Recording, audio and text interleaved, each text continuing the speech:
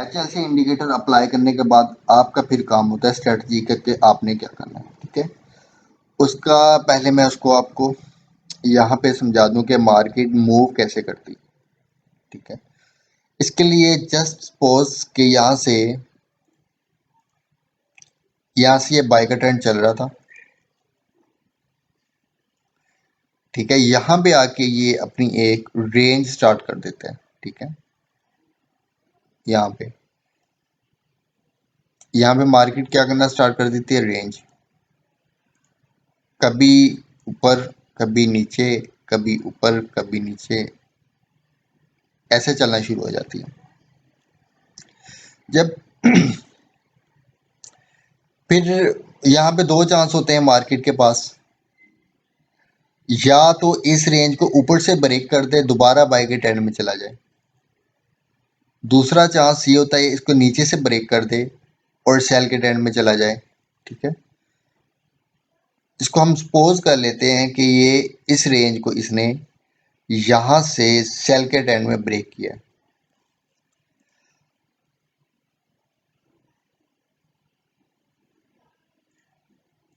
यहां से, ठीक है। इसको सेल के ट्रेंड में ऐसे ब्रेक कर दिया। अब ब्रेक किस तरह करेगा, ब्रेक ये इस तरह करेगा, इस वाली रेंज को हमारी स्ट्रेटजी के अकॉर्डिंग जो हम यूज करेंगे, ये क्या करेगा, यहां पे एक बड़ी सी बार से इस पूरी रेंज को ब्रेक कर देगा, ठीक है। बड़ी सी सेल की बार में इसको ब्रेक कर देगा और इसका जो क्लोज होगा वो बिल्कुल उसकी लो पे होगा, ठीक है। या थोड़ा सा ऊपर भी हो सकता है, लो पे या थोड़ा सा इधर, ठीक है। या ये इस तरह ब्रेक कर सकता है, या दूसरी कंडीशन ये है कि ये इसको यहां से दो सेल की बार से ब्रेक करे, ये,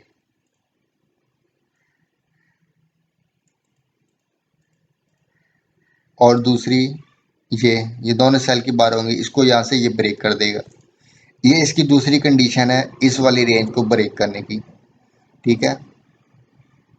इसको ब्रेक करने के बाद फिर क्या होगा, फिर यहां से मार्केट दोबारा छोटी सी रेंज बनाएगी, ठीक है। ये बहुत छोटी रेंज होगी, ये 10-15 बार्स की भी हो सकती है, 4-5 बार्स की भी हो सकती है, तो 15-20-25 बार्स की भी हो सकती है समटाइम, ठीक है। इस तरह ये बनाएगा। इसको हम जब ये वाली सेकंड रेंज बनाएगा, हम इस पे एक रेजिस्टेंस लगा देंगे और एक यहाँ पे सपोर्ट लगा देंगे। ये मार्केट का मैं बिहेवियर बता रहा हूँ कि ये ट्रेंड कैसे चेंज करता है, ठीक है। हमें कैसे कंफर्मेशन होती है ट्रेंड चेंज होने की, क्योंकि अगर सही कंफर्मेशन होगा तो फिर ये एक सही सेल का सिग्नल हमें मिलेगा जिसपे हम जिसकी एक्यूरेसी होगी। तो जब ये दूसरी सेकंड वाली रेंज बना देगा, यहाँ पे ये रेंज पे हम एक रजिस्टर लगा देंगे और एक सपोर्ट लगा देंगे। फिर हम इसका वेट करेंगे। वेट किस चीज़ का करेंगे, ये हमें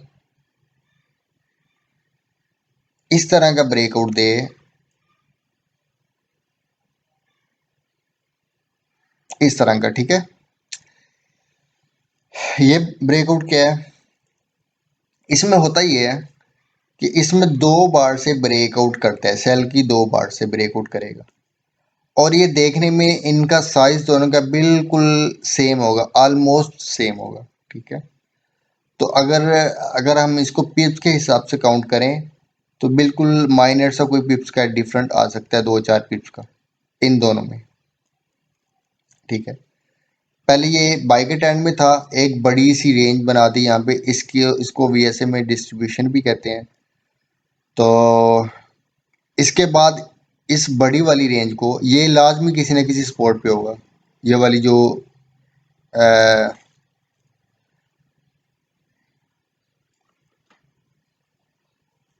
ये जो बड़ी डिस्ट्रीब्यूशन होगी ये लाजमी किसी न किसी स्ट्रॉन्ग स्पॉट पे बना होगा, ठीक है। तो यहाँ पे इसने एक बार से बड़ी स्ट्रॉन्ग बार से सेल की बार से इसको ब्रेक किया। ये एक बार से भी कर सकता है और दो बार से भी कर सकता है। ठीक है, इसको ब्रेक करने के बाद इसने यहाँ पे छोटी सी हमें दोबारा रेंज दी। इसको रेंज को इसने ब्रेक किया दो सेल की बिल्कुल सेम साइज वाली बार्स ने। ऊपर वाली बार का भी साइज सेम, नीचे वाली का भी सेम। ठीक है, माइनर सा कोई पिप्स का डिफरेंट हो सकता है।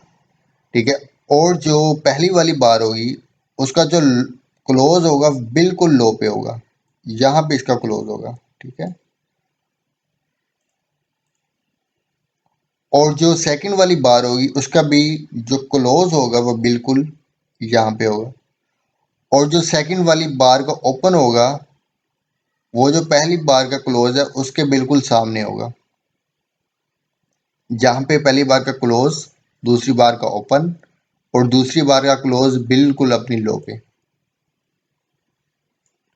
ठीक है, अब ये जो ब्रेकआउट है ये बिल्कुल एक्यूरेट ब्रेकआउट है। ठीक है, ये वाला जो ब्रेकआउट है इसको हमने ट्रेड करना है। इसको अब हम कैसे ट्रेड करेंगे? इसका ट्रेड करने का मेथड ये है कि हम जब ये दो बार्स बन जाएंगी, पहली बार बनी क्लोज हो गई, दूसरी बार सेल की बनी वो भी क्लोज हो गई। अब हम क्या करेंगे, यहाँ पे जहाँ पे पहली बार क्लोज हुई है और दूसरी ओपन हुई है उसके बिल्कुल एक सेंटर पे हम एक रेजिस्टेंस लगा देंगे। इसके हिसाब से रेजिस्टेंस बन जाएगी वो। ठीक है, रजिस्टर लगाने के बाद यहाँ पे हम एक सेल का पेंडिंग ऑर्डर लगा देंगे इस वाली प्राइस पे, जहाँ पे पहली बार क्लोज हो रही है और दूसरी ओपन हो रही है। ठीक है, इस वाली जगह पे हम एक पेंडिंग सेल का ऑर्डर ले देंगे, और ऑर्डर लेने के बाद उसका जो एसएल है वो पहली बार के 5-10 पिप ऊपर रख देंगे यहाँ पे। ठीक है, और इसका जो टीपी है वो हम रख देंगे 100 पिप्स पे। हम चेक कर लेंगे 100 पिप्स कहाँ पे बनते हैं, उस प्राइस पे हम इसका टीपी रख देंगे। ये टीपी आ गया और इसको हम मूव करने देंगे। ये क्या करेगा, ये दोबारा वापस यहाँ पे जाएगा इस वाली जगह पे। इस वाली जगह पे जाने के बाद हमारा ऑर्डर सेल के एग्जीक्यूट होगा और ये नीचे मूव अपने सेल के डायने में मूव करना स्टार्ट कर देगा। ठीक है, इसको दोबारा एक बार देख लें। इसको मैं लाइव एग्जांपल भी आपको अभी दे देता हूँ चार्ट पे जाके। तो होता ये है,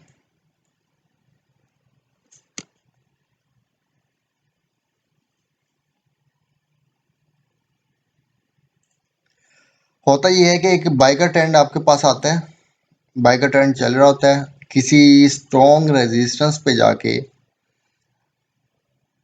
एक रेंज बनाना स्टार्ट कर देता है वो। ठीक है, इसको फिर बड़ी सी रेंज को ब्रेक करता है एक स्ट्रॉन्ग सेल की बार से जिसका क्लोज बिल्कुल लो पे होगा, या ये ब्रेक करता है दो सेल की बार से जिसका दोनों का क्लोज भी अपने बिल्कुल लो पे होगा। फिर इसके बाद एक छोटी सी हमें रेंज दोबारा देता है, उसको फिर ब्रेक करेगा बिल्कुल सेम साइज की दो सेल की बार से। ठीक है, जब ये दो बार्स बन जाएंगी यहाँ पे बिल्कुल जहाँ पे पहली बार का क्लोज है दूसरी बार का ओपन है, उस प्राइस पे हम एक पेंडिंग सेल का ऑर्डर ले लेंगे। ठीक है, पेंडिंग सेल का ऑर्डर लेके हम वेट करेंगे। यहाँ पे हो सकता है कुछ 2-4-5 बार्स बने इसी जगह पे, इस एरिया पे। फिर इसको वापस जाएगा, इसको इस वाले एरिया को टच करेगा, हमारा ऑर्डर एग्जीक्यूट हो जाएगा और ये अपने सेल के ट्रेंड में आ जाएगा।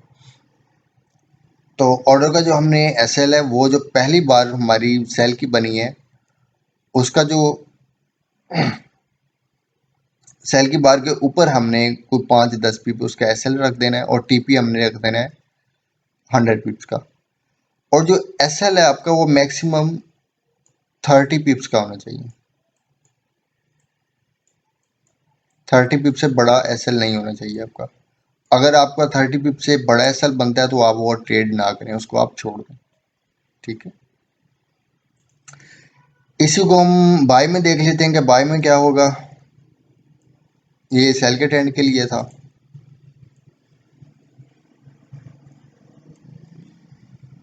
बाय के ट्रेंड में ये सेल का ट्रेंड आ रहा होगा यहाँ पे रेंज स्टार्ट कर देगा किसी स्पॉट पे। ये कोई स्पॉट एरिया होगा, स्पॉट होगी इसकी, यहाँ पे आके अपनी एक रेंज स्टार्ट कर देगा।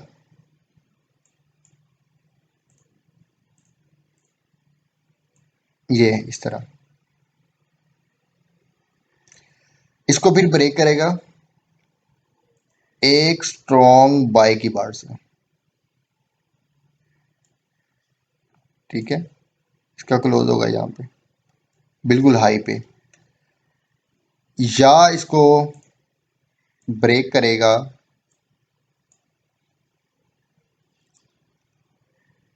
दो बाय की बार से, या तीन भी हो सकती हैं, यानी कि इसको स्ट्रॉन्ग बाय के बार हो जिसका जो क्लोज हो हाई पे होगा, ऑलमोस्ट हाई पे होगा, थोड़ा बहुत नीचे भी हो सकता है।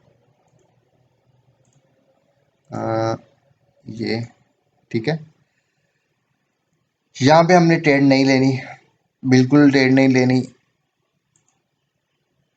यहाँ पे जाके फिर मार्केट दोबारा से रेंज में आ जाएगी, छोटी सी रेंज बनाएगी मार्केट। ठीक है, इसको हमने क्या करना है,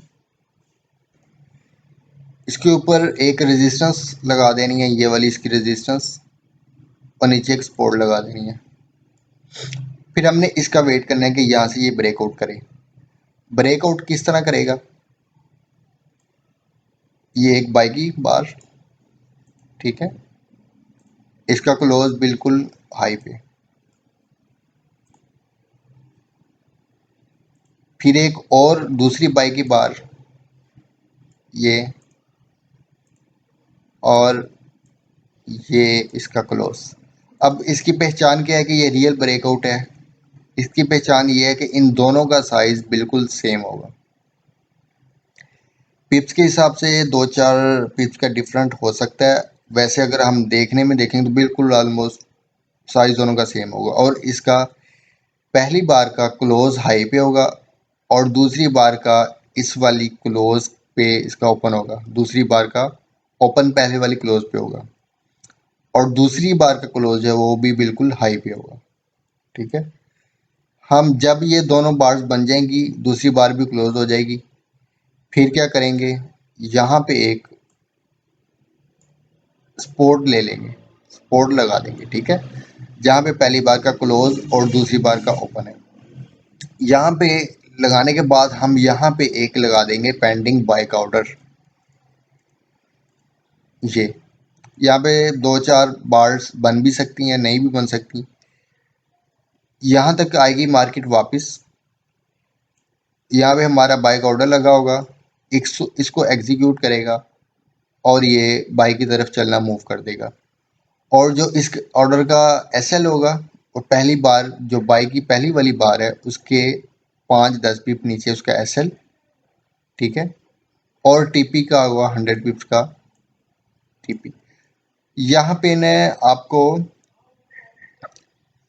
ज़्यादा पिप्स भी मिल सकते हैं। ये 100 सिर्फ एक टारगेट सेट किया होता है कि हमने 100 पिप्स लेने, फिर मार्केट से बाहर निकल जाना है, क्योंकि हमने मार्केट के साथ नहीं चलना, अपने टारगेट के साथ चलना है, अपने टारगेट को देखना है। ठीक है, मार्केट तो पता नहीं कैसे कैसे आगे मूव करेगी। ठीक है, लेकिन इसका फ़ायदा ये होगा कि आप 100 पिप्स लेके निकल जाएंगे, आपका प्रॉफिट बुक हो गया।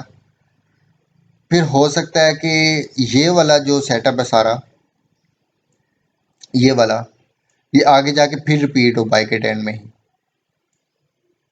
जब फिर दोबारा रिपीट होगा, दो बाय के स्ट्रॉन्ग बार्स बन जाएंगी, फिर आप दोबारा ऑर्डर ले लें, दोबारा 100 पिप्स ले लें। ठीक है, इस तरह 100 पिप्स लेंगे तो आप उसको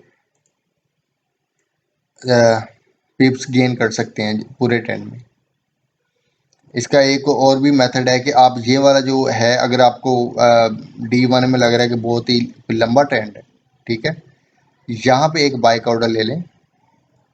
इसका जो एसएल है, जब मार्केट 30-40 पिप्स ऊपर आपके प्रॉफिट में, आपकी फेवर में आ जाएगा, आप इसका एसएल उठा के इसके इस वाले प्राइस पे कर दें जहाँ पे आपने ब्रेक इवन पॉइंट जिसे कहते हैं, ठीक है, एंट्री वाले प्राइस पे जहाँ पे आपने एंट्री ली होगी उस प्राइस पे आप उसका एसएल मूव कर दें और इसको चलने दें। फिर जहाँ पे दोबारा इस तरह की आपको एक एंट्री मिलेगी,